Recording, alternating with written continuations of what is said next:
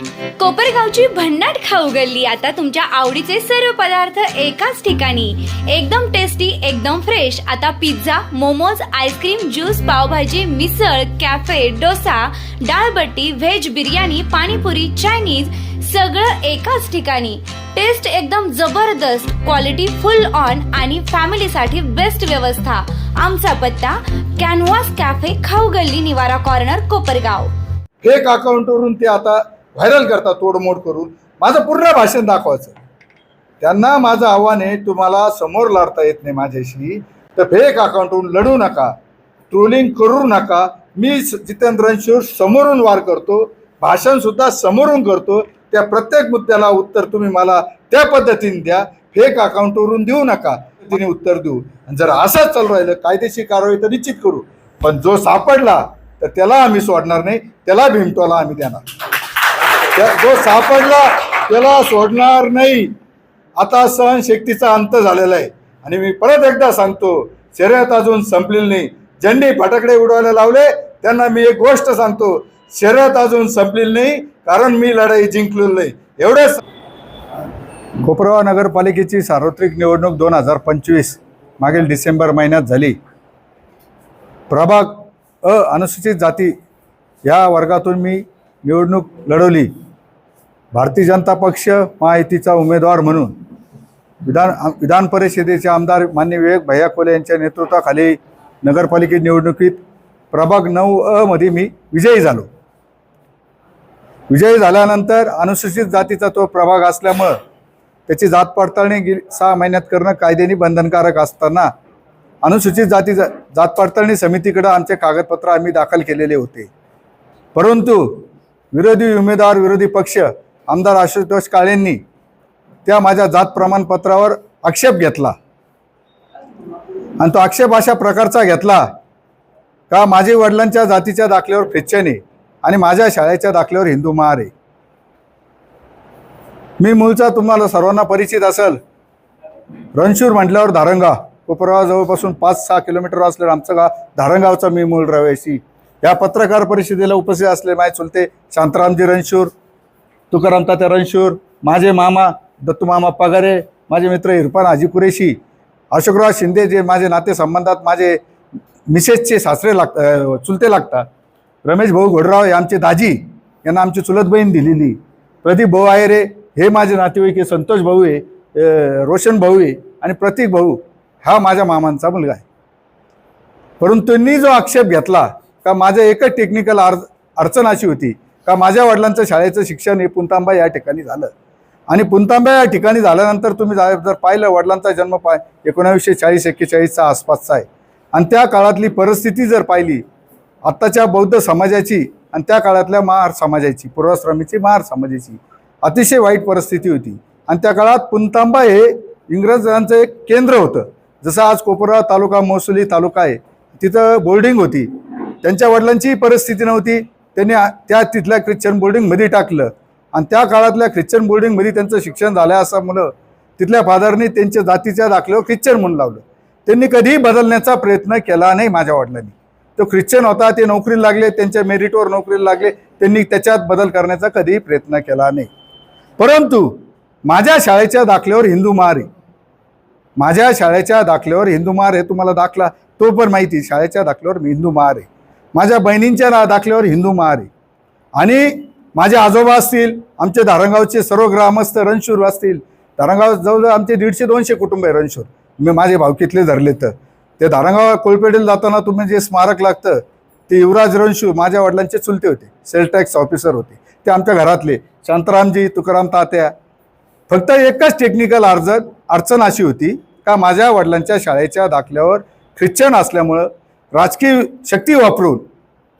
शक्ती विरोधकांनी वापरून, आमदारांनी वापरून ते जात प्रमाणपत्र अवैध केलं। सोमवारी त्याचा निकाल आला संविधानाच्याच माध्यमातून जात पडताळणी समिती, परंतु त्या निर्णयाच्या विरुद्ध ज्या संविधानाच्या समितीने संविधानाच्या माध्यमातून निकाल दिला त्या संविधानाने आम्हाला पुढील न्याय हक्कासाठी मान्य उच्च न्यायालय संभाजीनगर इथं जाण्याची परवानगी दिलेली, आणि मी ही पत्रकार परिषदच त्यासाठी बोलवलेली का सोमवारी निकाल जरी आला तर आमच्या वकिलांशी रीतसर सल्ला मसलत करून आम्ही मान्य उच्च न्यायालय संभाजीनगर या ठिकाणी आमची दाद मागणार आहे। तसं जर पाहिलं, तुम्हाला जर पाहिलं, 1950चा 56चा इथला पुरावा आहे. जयवंत बायजा मार हे माझ्या वडिलांचे वडील, यशवंत बायजा मार, हनुमंत बायजा मार, दामोदर बायजा मार, वसंत बायजा मार, त्यातल्या जात पडताळणीत सर्व माझ्या नातेवाईकांची जात पडताळणीत ते दिलेले. आणि अशा परिस्थितीत हा महसुली पुरावा असताना जात पडताळणी समितीने आमचा कोणताही विचार केलेला नाही. फक्त राजकीय शक्तीने आमच्या नगरपालिकेची सत्ता गेली आणि ह्या नगरपालिकेच्या निवडणुकीत मी जी भूमिका, राजकीय भूमिका, भारतीय जनता पक्ष महायुतीचा उमेदवार म्हणून जी आमदार आशुतोष काळे यांच्या स्टेजवर असेल, माझे भाषणं असतील, त्यांचा त्यांनी मनात राग ठेवून फक्त आंबेडकरी चळवळीतले एक नेतृत्व, मी गेली 24 वर्ष आले या शहरात, या तालुक्यात आंबेडकर चळवळीचा कार्यकर्ता म्हणून काम करतो. मी रिपब्लिकन पार्टी ऑफ आठवले गटाचा शहराध्यक्ष होतो, त्याच्यानंतर तालुकाध्यक्ष म्हणून काम केले. 15 वर्ष इथल्या पदावर मी असताना एक रिपब्लिकन चळवळ उभी करण्याचा निश्चित प्रयत्न केला आणि तो राग धरून आंबेडकरी चळवळीचं नेतृत्व संपवण्याचं कारस्थान आमदार आशुतोष काळेंनी केलेलं आहे. मी जर विषय घेतला, स्वर्गीय शंकरराव कोल्हे साहेबांनी या ठिकाणी कोपरगाव नगरपालिकेत 96 साली सौ सिंधुताई कोपरे यांना नगराध्यक्ष केलं होतं. अशोकराव शिंदे यांचे बंधू, चुलत बंधू प्रकाश भाऊ शिंदे यांना नगराध्यक्ष केलं होतं. आणि त्यांचे चुलते कालकथित आंबेडकर चळवळीतलं त्या काळातलं मोठं नेतृत्व बाळाभाऊ धोंडीबा शिंदे यांना उपनगराध्यक्ष केलं होतं. त्याच्यानंतर 2011ला सुरेखाताई राक्षे मातंग समाजाची माझी भगिनी नगराध्यक्ष झाल्या होत्या. या जर पाहिलं, आता हा कोल्हे परिवारांनी मागासवर्गीय समाजाला कायम न्याय देण्याची भूमिका घेतलेली. मागासवर्गीय समाजाला न्याय देत असताना यांनी मागासवर्गीय नेतृत्व संपवण्याचं कारस्थान आमदार आशुतोष काळे यांनी घेतलेलं आहे. त्या दिवशी निकाल लागल्यानंतर त्यांनी ज्या पद्धतीचा जल्लोष केला, निकाल लागला म्हणजे ते विजयी घोषित झालेले नव्हते. पार्टीनीच ती सूचना केली, गुलाल उधळला, फटाकडे उधळले, जसं काय विजय उत्सव झाला त्यांनी, अशा पद्धतीचं त्यांनी त्या दिवशीचं वातावरण केलं. पण आम्हाला मान्य उच्च न्यायालयात जाण्याचा हक्क आहे, तो संविधानाने आम्हाला दिलेला आहे, घटनेला लिहिलं. त्यानुसार मी माझ्या वकिलांशी चर्चा करून येत्या काही दिवसात मान्य उच्च न्यायालय संभाजीनगर या ठिकाणी माझी याचिका निश्चित दाखल करणार आहे. माझा शाळेत दाखला हिंदुमारी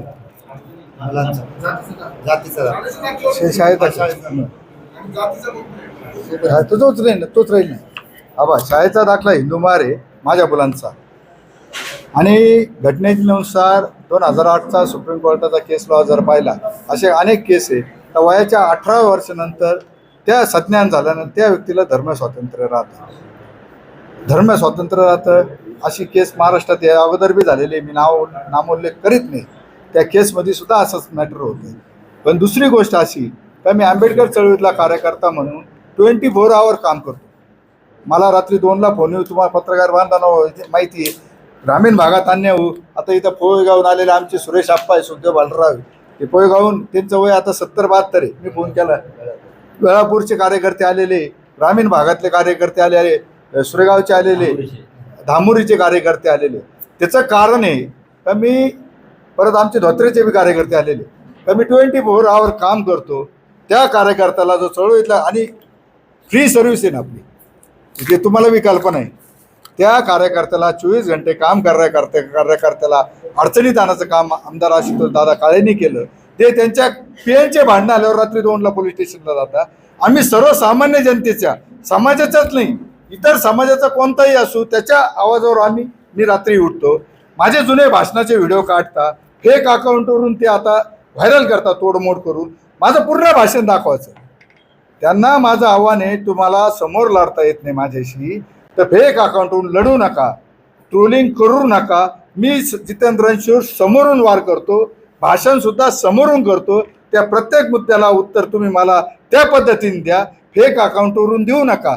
माझं एक भाषण 2 वर्षापूर्वीचं एका मोर्चात एका समाजासाठी मी केलेलं भाषण, ते भाषण तोडमोड करून त्याच्या फेक अकाउंटवर कॉमेंट करणं, त्याला आम्ही त्याच पद्धतीने उत्तर देऊ. आणि जर असंच चालू राहिलं, कायदेशीर कारवाई तर निश्चित करू, पण जो सापडला तर त्याला आम्ही सोडणार नाही, त्याला भीमटोला आम्ही देणार. जो सापडला त्याला सोडणार नाही. आता सहनशक्तीचा अंत झालेला आहे. आणि मी परत एकदा सांगतो, शर्यत अजून संपलेली नाही. ज्यांनी फटाकडे उडवायला लावले त्यांना मी एक गोष्ट सांगतो, शर्यत अजून संपलेली नाही, कारण मी लढाई जिंकलेली नाही. एवढंच सांगतो, हा त्यांना इशारा देतो.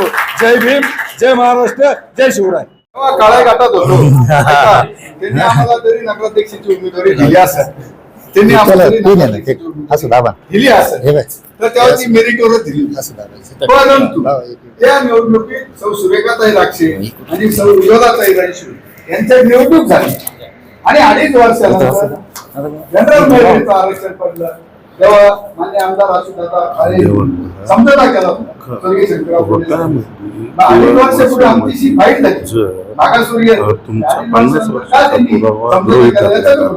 वडिलांचा संबंध आजोबांचा संबंध किंवा वडिलांच्या दाखल्यावर जर तुम्ही दाखला देऊ शकता नाही, तर तो कोणाच्या दाखल्यावर देऊ शकतो? आजोबांच्या.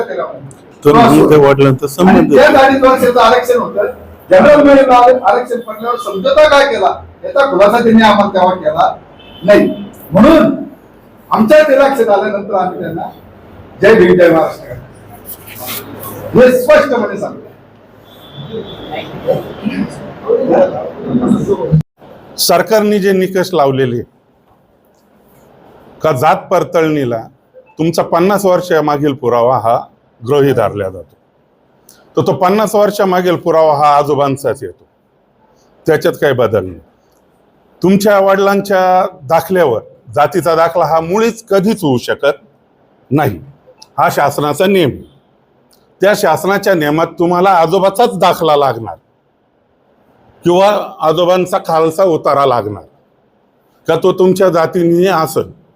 त्याच्यामुळं वडिलांच्या आधारावर हा निकष काढणं हे जात पडताळणी समितीने दबाव यंत्राखाली केलेलं कार्य आहे.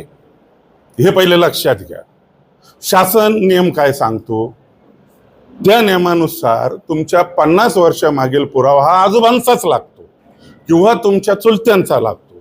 तर तुम्ही लक्षात घ्या, इथं चुलत्यांचं हिंदुमार, आजोबांचं हिंदुमार, फक्त वडील एक शाळेत गेल्यामुळं. आता मी तुम्हाला दुसऱ्यांचं उदाहरण दिल्यापेक्षा माझ्या स्वतःचं उदाहरण देतो. माझी बायको जेल रोड कन्या विद्या मंदिरमध्ये शिकत होती आणि त्यावेळेस असं व्हायचं का महाराष्ट्रात राहणारा प्रत्येक व्यक्ती शाळेमध्ये गेला का त्याला विचारल्यानंतर तो मराठा सांगायचा. काय सांगायचा? मराठा सांगायचा.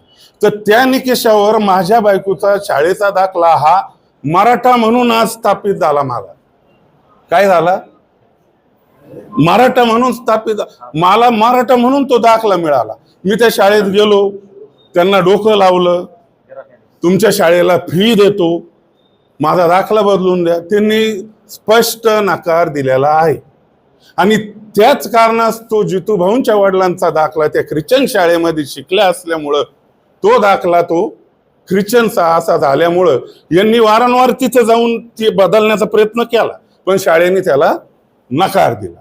शाळा म्हणले आमच्याकडून बदलू शकत नाही. तर त्याच्याकरता ते महत्वाचा त्याच्यात जो गृहीत धरलेला पुरावा आहे हा 50 वर्षामागील पुरावा आहे. तर त्या जात पडताळणी समितीवर काहीतरी दबाव आणून दलित समाजासाठी लढणारा एक लढावा या हा कसा संपवायचा? तुम्हाला थोडेसे उदाहरणं देतो मी. इथून माग RPIचं काम करणारे प्रकाश कोपरे, त्यांना देखील समाजासाठी असं लढतो म्हणून एक दाबण्यात आलं. त्याच्यानंतर आमचे जगताप मामा, त्यांना पण समाजाचं काम करते म्हणून दाबण्यात आलं. आमचे शिंदे मामा, त्यांना देखील दाबण्यात आलं. आमच्या दाईबाई शेजवळ, त्यांना देखील दाब. तर ह्या एका गटाकडून ह्या दलित समाजावर नेहमी अन्याय झालेला आहे आणि त्या दलित समाजाचं मुंडकं वर नाही निघावा म्हणून हा समाज त्याला, हा घटक त्याला कायम दाबण्याचा प्रयत्न करीत आहे. त्या दाबण्याच्या प्रयत्नातूनच आमच्या जितूभाऊवर हे ओढलेलं संकट आहे.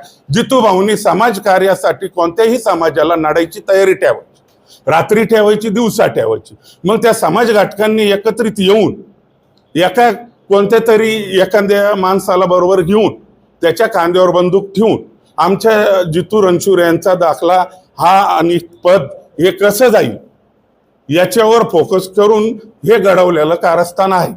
त्याच्यामुळं आम्ही इथं काय थांबणार नाही. आम्ही हायकोर्टात जाऊ, सुप्रीम कोर्टात जाऊ, नाही त्यांच्याकडून निकाल झाला तर आम्ही रस्त्यावर उतरू, पण आम्ही काय आमच्या दलित समाजाच्या नेत्याला संपू देणार नाही. तर तुम्ही सुद्धा घरी बसल्याशिवाय राहणार नाही आणि आम्ही तर रस्त्यावर उतरणार, हे 100% याच्यातून तुम्हाला मी इंटिमेशन देतो. आणि आम्ही काही शांत बसणार. तुम्ही किती लोक संपवणार आमचे? मी 30 वर्ष तुमच्यासाठी कष्ट केलं, तुम्ही मला सुद्धा संपवलं. पण आदरणीय कोल्हे साहेब, आदरणीय बिपिन दादा, आदरणीय स्नेहताई कोल्हे, आदरणीय आमदार विवेक भैया कोल्हे, हा आमचे हे कुटुंब आमच्या समाजासाठी वारंवार 70 वर्षापासून आमच्या समाजाला न्याय देता आल्यामुळे आमच्या समाजाला ते न्याय देते म्हणून तुम्ही संपवण्याचं काम करता, हे चालणार नाही. आम्ही तुम्हाला रस्त्यावर पकडू. जय भीम, जय शिवराय. मी आपल्या माध्यमातून सर्वांना सांगू इच्छितो की इथं पत्रकार बांधव उपस्थित आहेत.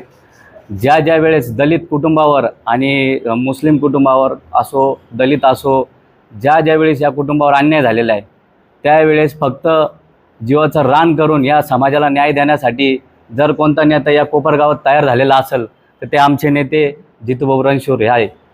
आणि गेल्या निवडणुकीत या विश्वासाने त्यांना भरघोस मताने या ठिकाणी निवडून दिला आणि हा विजय विरोधकांना मान्य नसल्यामुळे त्यांनी कोर्टात धाव घेतली आणि कुठंतरी या दलित नेत्याला संपवण्याचं काम हे विरोधक करत आहेत.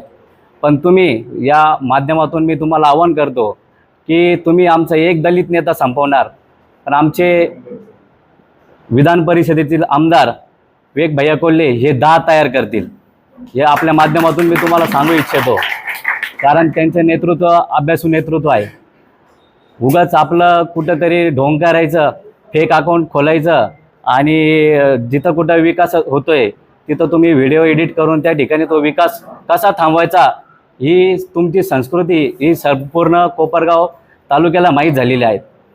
आणि याच्याने काही साध्य होणार नाही. जो निर्णय जात पडताळणी समितीने जितूभाऊ रणशूर यांच्या बाबतीत जो दिला तो आम्हाला कदापि मान्य नाही. हा कुठंतरी दबावाखाली निर्णय दिला आहे, हे संपूर्ण जनतेला कळून चुकलेलं आहे. पण तरी हा टीका करण्याचा अधिकारसुद्धा घटनेने दिला आहे आणि दाद मागण्याचा अधिकार हा आम्ही उच्च न्यायालयात जे काही होईल ते आम्ही रीतसर करू. पण आपल्या माध्यमातून तुम्हाला सांगू इच्छितो की घराघरात बाबासाहेब सांगण्याचं काम जितूभाऊंनी केलं आहे. तुम्ही वैयक्तिक विचाराची लढाई असेल ती समोरासमोर येऊन करा. फेक व्हिडिओ एडिट करून तुम्ही बदनामी करू नका. त्याबाबतची रीतसर तक्रार असेल ती आम्ही आमच्या पद्धतीने करू. ज्याप्रमाणे जितूभाऊंनी आम्हाला बाबासाहेब सांगितले त्याचप्रमाणे त्यांनी आम्हाला नामदेव ढसाळसुद्धा सांगितले आहे. ईट का पत्थर का जवाब ईट का जवाब पत्थर से देंगे. तर ज्या वेळेस अन्याय करताना, ज्या वेळेस आंदोलन असो, दलित कुटुंबातील अन्याय झालेला असो, त्यावेळेस ज्या वेळेस जितूभाऊ रणशूर उभे आहेत त्यांच्यामध्ये आम्हाला हा प्रत्येक टायमाला नामदेव ढसाळ आम्हाला दिसलेले आहेत. त्यामुळे त्यांच्या नेतृत्वाखाली आज त्यांच्या समर्थनार्थ शेकडो कार्यकर्ते या ठिकाणी उपस्थित झालेले आहेत. एवढं बोलून आणि जे जुने भाषणाचे व्हिडिओ जे आहेत, जे विरोधक पार्ट्यांनी फेक व्हिडिओ जे बनवले, जुने भाषणाचे व्हिडिओ कट करून त्याला वेगळं वळण दिलेलं आहे आणि या ठिकाणी कुठंतरी जितूभाऊ यांची बदनामी करण्याचं त्यांनी ठरवलेलं आहे. तर त्याबाबतची तक्रार रीतसर कंप्लेंट आम्ही पोलीस स्टेशनला करणार आहोत आणि संबंधित याच्यावर आम्ही गुन्हा दाखल करणार आहोत. यांचा जो कोर्टामध्ये निकाल आला किंवा निकाल दिला तर ते फक्त त्यांच्या वडिलांच्या जातीच्या आधारे दिला. पण त्यांचा मूळ पुरुष म्हणजे त्यांचे आजोबा असतील, पंजोबा असतील, त्यांचे खापर पंजोबा असतील, त्यांच्या सर्व याच्यावरती हिंदू महार ही जात आहे. फक्त वडील नोकरीनिमित्त म्हणा किंवा आर्थिक परिस्थितीमुळे ते ख्रिश्चन शाळेत गेले आणि ख्रिश्चन शाळेत शिकले म्हणून त्यांच्या वडिलांच्या याच्यावर जे ख्रिश्चन शब्द आला आणि त्याच्यावरून पण त्यांचे जर मूळ बघितलं तर मूळ पुरुष हे त्यांचे सगळे हिंदू महाजन म्हणजे याच्यात आहे. आणि त्यांचा जो उतारा आहे धारणगावच्या उतार्यामध्ये सुद्धा म्हणजे त्यावेळेस जात लावली जात होती, हिंदू महार अशी जात लावली जायची.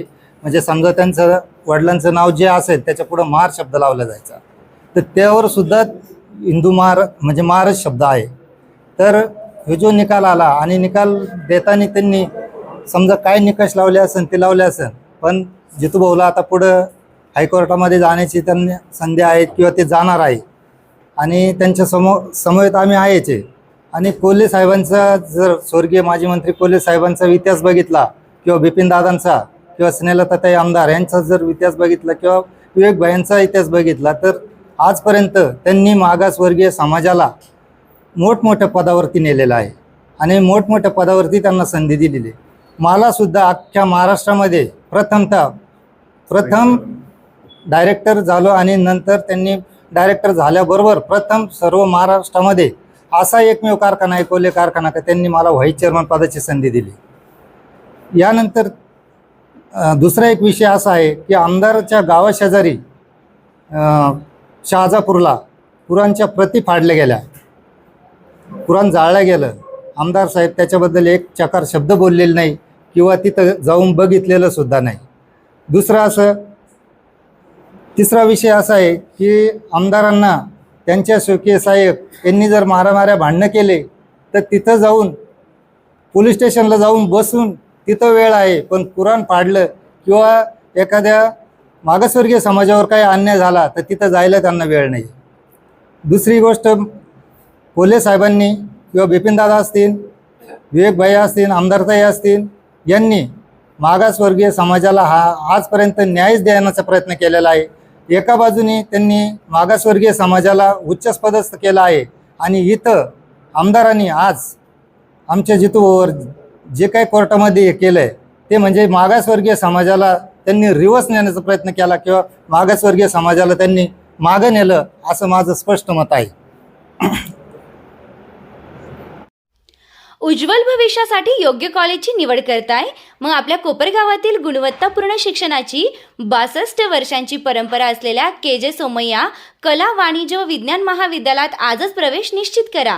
कला वाणिज्य विज्ञान, microbiology, computer science, AI and ML, data science यांसह विविध पदवी अभ्यासक्रम उपलब्ध. तसेच MSc, MCOM, MA आणि PhD संशोधन केंद्रांची सुविधा. 300हून अधिक विद्यार्थ्यांचे प्लेसमेंट्स, अनुभवी प्राध्यापक वर्ग, आधुनिक प्रयोगशाळा, स्वतंत्र वसतिगृह आणि स्पर्धा परीक्षा मार्गदर्शन यामुळे विद्यार्थ्यांच्या सर्वांगीण विकासाला प्राधान्य. KJ Somaiya college, Kopargaon. शिक्षण, गुणवत्ता आणि यशाची खात्री. अधिक माहितीसाठी संपर्क 82 82 82 45 88. आजच आपला प्रवेश निश्चित करा.